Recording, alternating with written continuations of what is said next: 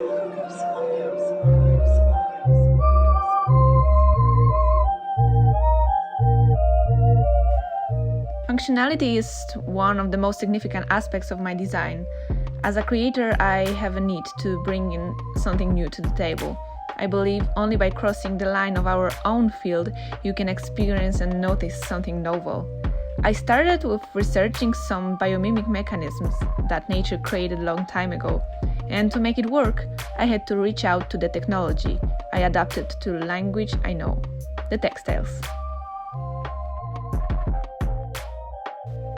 I spent one academic year on both theoretical and practical research studies, and another one actually designing, bringing the samples to life in the real scale.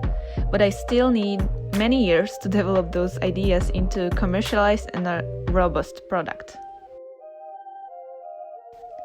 The development process is the most involving and challenging part of the design. Every failure is a food for thought.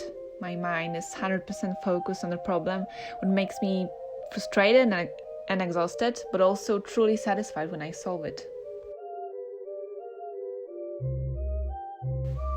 The shift in perceiving clothes as a passive item has been already changing thanks to monitoring devices and other wearables.